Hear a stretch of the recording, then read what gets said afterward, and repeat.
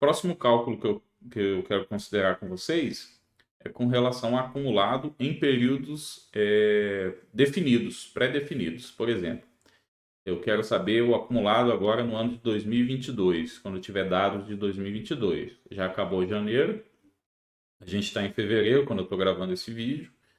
Então, eu quero saber quanto que eu tenho acumulado de janeiro a fevereiro, mês que vem, em março, abril e assim por diante. Eu quero ter um acompanhamento do acumulado do ano. Ou quero também ter o acumulado do trimestre ou o acumulado do mês. E aí, dependendo da granularidade da nossa informação, essas três análises vão fazer sentido ou não. E o legal é que aqui no Power BI nós temos fórmulas prontas para isso também. Eu tenho aqui, por exemplo, uma função que ela tem três variações, por assim dizer, que é a função year ou month ou quarter to date. O que seria essas funções? Basicamente, essas funções eu teria a sintaxe é a mesma, tá? Então, eu tenho aqui a year td, a quarter td e a month td, certo?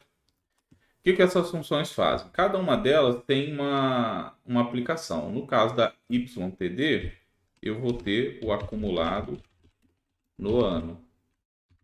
Já na quarta TD, eu vou ter o acumulado no trimestre. E no caso da MTD, eu vou ter o acumulado no mês, certo? No mês. Então, quando que eu vou usar cada uma dessas medidas, cada uma dessas funções, perdão? Bom, se eu tiver com a granularidade de dia, por exemplo, apontamento, controle de ponto, controle de jornada, eu tenho a granularidade de dia. Então, eu tenho quantas horas o funcionário trabalhou num dia, no segundo dia, no terceiro dia. Então, eu tenho o grão ali em dias. Considerando a inteligência do tempo, a gente deve sempre considerar a nossa tabela de calendário, tá? Então, o menor grão que a gente tem na nossa de calendário é dia. Então, se eu estou no grão de dia, faz sentido eu utilizar a MTD. Se eu tiver no grão de mês, competência, por exemplo, se você estiver usando, por exemplo, a ficha financeira, você não vai ter o grão de dia na sua ficha financeira, você vai ter o grão de mês de competência. Então não faz sentido você usar a MTD, não vai fazer sentido você usar ela. Se você tiver no grão de mês de competência, faz sentido você utilizar essas duas aqui, tanto de trimestre como de ano. A gente vai ver na prática isso, mas mais para vocês já irem entendendo o conceito, certo? Então aqui eu tenho criado todas as medidas, eu vou usar o exemplo da hora extra mais uma vez, que faz isso, que acumula. A sintaxe é igual para todas. Então eu vou pegar aqui primeiro a faltas MTD. Qual que é a sintaxe dela? Ó? A gente usa, já chama a função, ele pede a expressão, aí você vai criar a expressão ou vai reaproveitar uma expressão já criada. Eu reaproveitei a medida aqui no caso de faltas, ó. Deixa eu pegar o de horas extras, que a gente mantém a explicação em cima das horas extras, tá certo? Então, aqui, a medida de horas extras. E ele me pede uma coluna de datas como referência, para ele usar a inteligência do tempo por trás do Power BI, tá certo? Então, o que ele está fazendo? Ele está pegando minha coluna de datas e ele vai acumular de 1º de janeiro de 2021 até 31 de dezembro de 2021. Aliás, aqui vai ser no mês, né? Vou colocar essa medida aqui num gráfico de linha com o eixo do tempo para a gente entender essa informação. Vou botar aqui o eixo de mês, tá certo? Então, ó, eu selecionei aqui em cima 2021 e eu tive esses valores aqui de horas extras ao longo dos meses. Chegou aqui no mês 10, eu tive um decréscimo, depois volta ao normal esse valor médio aqui, que eu fiz o input e fui copiando, né? Por isso que está linear esse valor. Se a gente mudar o ano aqui para 2020, fica melhor de entender, tá certo? Então, eu tenho aqui o comportamento do acumulado, né, ao longo do mês. E como eu falei, como a gente está pegando a informação da ficha financeira, essa informação fica desnecessária eu acumular no mês, no caso no MTD, que foi a medida que a gente considerou aqui, ó. O MTD é de month, então ele considera o acumulado no mês. Se eu pego uma informação, por exemplo, que tem a granularidade de dia, por exemplo, contratações.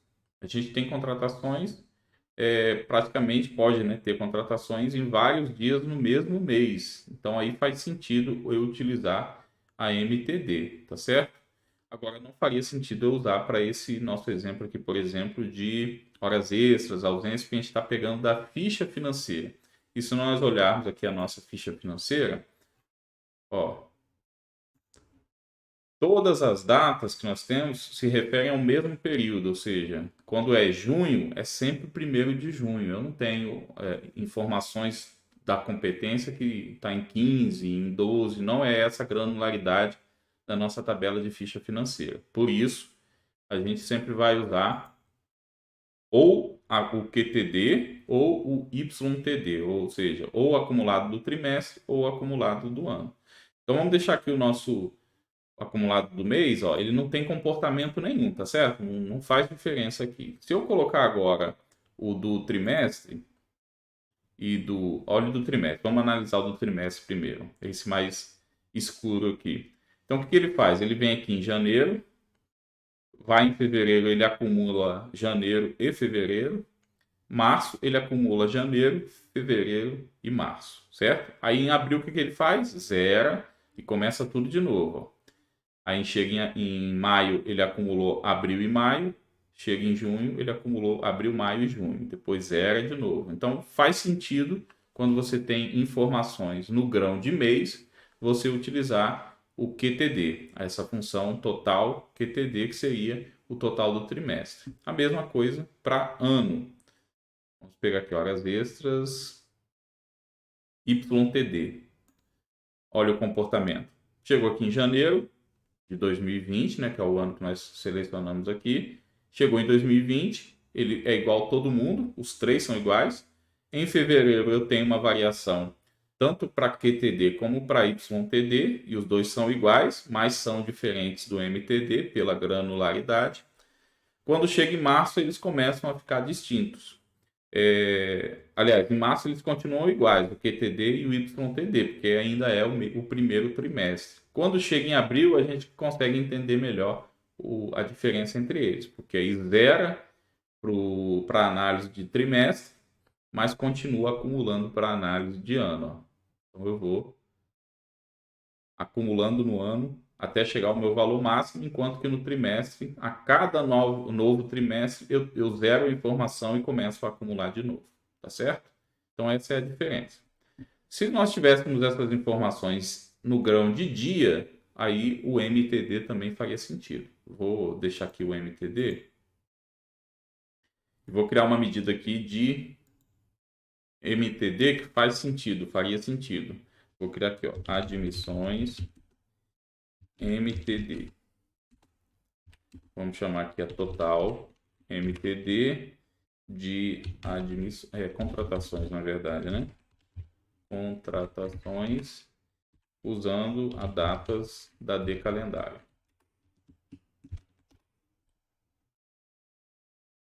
Vamos pegar essa medida, certo? Então, ó, mês 1, eu tive 14.